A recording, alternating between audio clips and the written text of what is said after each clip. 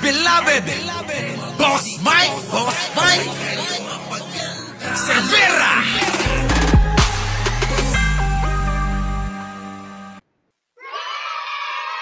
Magandang umaga, magandang hapon at magandang gabi sa amandako ng mundo. Naroon kayo, syempre magandang buhay na rin para sa ating lahat. Eto na nga, si ikukulong na. Ito na nga, nag-like ka na ba, Miss Ganda Vlogs? Oh, dali na, mag-like ka na. Oh, nandiyan si Myla. Pasok. Huwag pong pa-victim. Ang hinihingi lang sa inyo ay humarap sa mga legal na proseso. Yan na nga. Kagalit na si Ateng.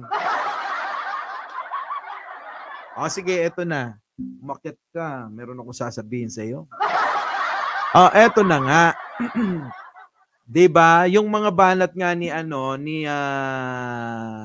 Pastor Kibuloy na kaibigan ni Danny M. Reyes. Napansin ng marami na para bang parang ang drama-drama mo. Parang alam mo yon na parang hindi mo naman sinagot yung mga akusasyon sa iyo, kundi ipinagmayabang mo lang yung ginagawa mo. Parang ganon. 'Di ba? Parang eto ko, tumutulong ako kahit Amerika, tinulungan ko. Ganyan-ganyan. Nagpatayo ako ng library, nagpatayo ako ng eskwelahan. Hindi naman yun yung issue. 'Di ba? Ang issue nga dito, yung mga nagawa nyong di umano'y pagkakasala, pastor. Yun. 'Di ba? Yun na nga. So, kasi dahil nga sa ginawa ninyo na yung pagbibigay nyo ng inyong statement, imbis na makatulong, pastor, lalong napasama. Naloko na. Tapos kung ano naman yung ninyo, yung para bang ganito, parang sinabi sa akin ni Takero, sabi niya, "Oy, bakla ka. 'Di ba? Oy, ikaw din naman ganon, 'di ba? Parang ganon kasi yung sinasabi ni pastor. Tingnan niyo, totoo ba na every ganitong araw ay nagdadala kayo diyan ng mga chikiting-ting na inyong tinitrisam? Ang lupit tuloy, no? Yung tinitrisam ninyo, yung mga budo, etc., etc. Totoo ba yon? Ganon, di ba? Pastor, kayo yung may issue ng ganon eh. Di ba? Bago tayo pumunta doon sa inyong aligasyon, dapat, ang gawin nyo, sagutin nyo muna lahat yung yung binabato sa inyo o inaakusa sa inyo. Ngayon, meron namang legal na proseso na gusto ninyo.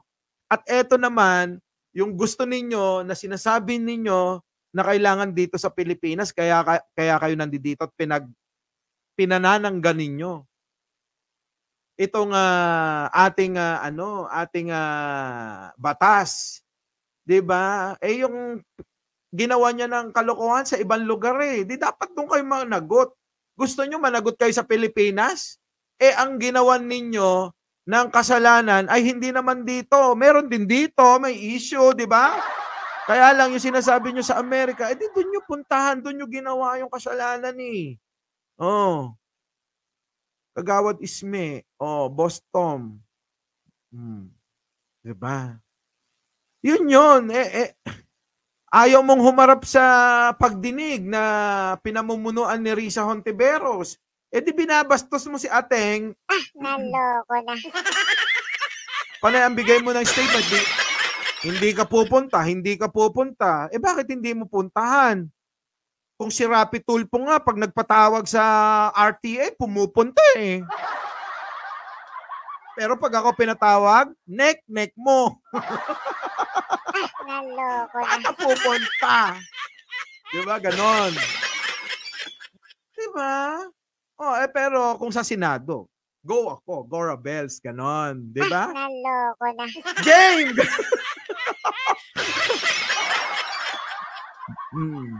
Ngayon, eto na si Ateng. Ha? Sige nga. Huwag pong pa-victim. Ang hinihingi lang sa inyo ay humarap sa mga legal na proseso. Kasama ang proseso ng Senate investigation. Legal ang Senate investigation, Pastor. Naloko na. 'Di ba? 'Di ba? Tingnan mo, nagtataka tuloy si PBBM lang malakas, bakit ka raw nagtatago? Ang mga nagtatago, yung mga may kasalanan. Sa korte daw pupunta si Canor. Pwede naman dito kasi naman yan, legal naman yung ginagawa ng Senado na imbestigahan. Ganon. Si Pastor Quiboloy. Pastor Apollo Quiboloy. Mang Canor. 'Di ba? So, yun na nga. Alam nyo na. Ha? So, dahil nga ito hindi nga dumadalo na parang binabastos nga itong si Risa eh. Kabastos-bastos ba si Risa? Naloko na. Madam Senator, baka mamaya may issue rin kayo. Makakarating sa akin yan. Wala ba kayong nai-issue jowa, ganon? Ha? Sabi ni INC, investigasyon pa lang nagtatago na. Oo nga. 'Di ba? Bedroom boy si Risa, type ni Canor yan. Talaga? Sila ba? Naloko Ang na. chismis no? Ate Risa tuloy. Aminin mo na, habang maaga pa, meron ka bang meron ka bang jowa ngayon? Mahilig ka ba sa bolta? Sa bolta. Ibig sabihin ng bolta, malaki ang katawan, mamasel, ganon. Oo, ha? Oo. Ate! Boss Sasha, kung ayaw siya sa Senate, di magsampa siya ng kaso sa Supreme Court, diba? Oo nga. Pwede naman. Sabi ko sa inyo, yung mga natin dito, Brenini. Jeff Valdez, issue din yan. May kapatid yan, nadadawit sa... Ay! Kasi ngayon, alam nyo, no, ang dali na lang, ang dali na lang mag-akusa, ang dali na lang sabihin na ganito si ganyan, ganito si ganito, di ba? Ang dali na lang. Oo. Marites talaga ako. Una pa lang, sinasabi ko na sa inyo, Marites. Naloko na. Eto na nga. Oo. Wag naman sana. Oo. Ating wag naman sana. Baka magkaroon ka ng issue.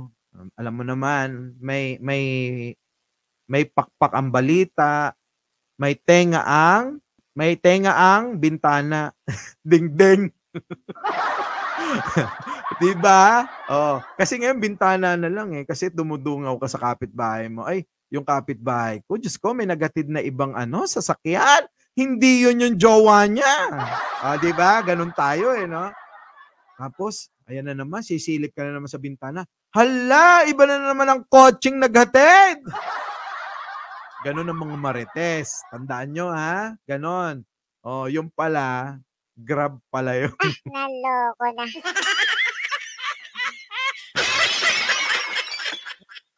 Oo. So, eto na. Maikli lang kasi to. Game. Huwag pong pa-victim. Ang hinihingi lang sa inyo ay humarap sa mga legal na proseso, kasama ang proseso ng Senate investigation. Huwag niyo pong dalhin sa lengguwahe ng patayan, kahit yan ang nakasanayan nyo. Yung! Diba? Alam nyo na. Hindi nga lang ating Risa, hindi lang dun dinala. Hindi lang sa patayan, pati sa Chokchak Chenis. Si ating Risa. Ay, si Pastor pala. Si Pastor.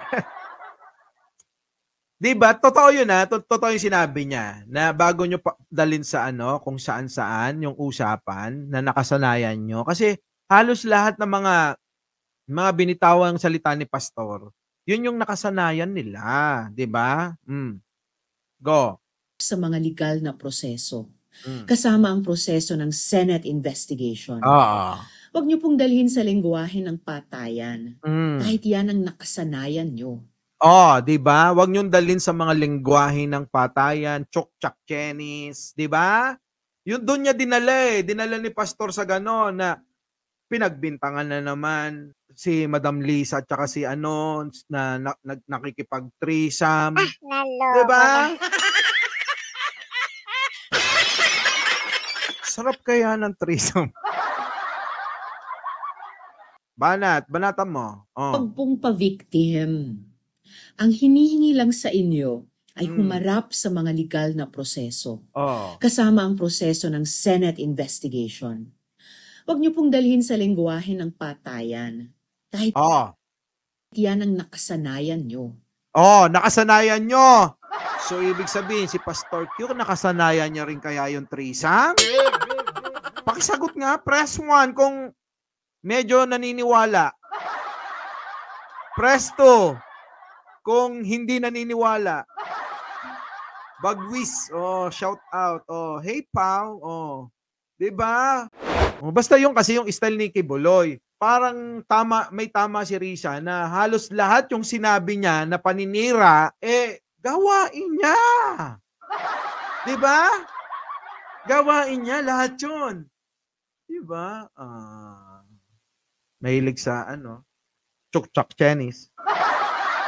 'Di ba? Mga krimen, patayan.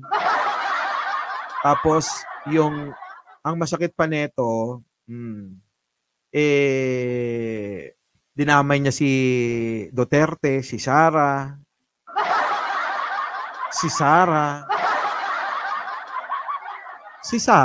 Naloko na. Sinabi ko nga yan, Mark Ramos, 2018 pa yung mo, wala pa si PBBM. Anong kasalanan ni BBM dyan sa ginawa mong kasalanan, di ba? Oh, bakit inaaway mo? Kasalanan niya ba kung gumawa ka ng kasalanan sa Amerika? Kasalanan ba niya kung chumukchak Chinese ka doon? Siya ba nasarapan? Katwiran ng mga ng mga marites. Bakit? Ako ba nasarapan? Ako? Ikaw yon. Naloko na. Kunyari ako si BBM na marites. Oh. Game. Total, nakapula naman ako. Game. Sige, pwede.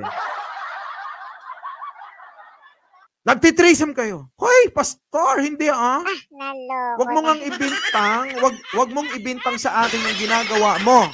Oo. Hindi totoo yung threesome na yan. Hindi. Ikaw ang chumukchak Chinese, ganon. 'Di ba? Chunukchak Chinese mo yung mga chikiting sa Jumerica. Kaya ka na demanda kung ano-ano ang pinaggagawa mo doon. Meron pang human trafficking kang kaso. Meron ka pang money laundering. Ano ba? Ikaw ba binabayaran doon? Ganun na sagot, 'di ba, ng mga marites. Syempre babalik. Hindi! Ikaw! Meron kang issue sa Malacanang mismo! Ikaw talaga! Ganun. Ganun yung banatan no? Ganun yung banatan nila Muli, maraming salamat po sa inyong pagsama, pakikinig sa walang kakwenta-kwentang kwentuhan. Mike Cervera po, lagi nagpapaalala, mahalin natin ang ating kapwa. Pagdasal natin lagi ang ating bansa. Magandang umaga, magandang hapon, at magandang gabi sa mandako ng mundo. Naroon kayo. Siyempre, magandang buhay na rin para sa ating lahat. Our beloved Boss Mike Cervera.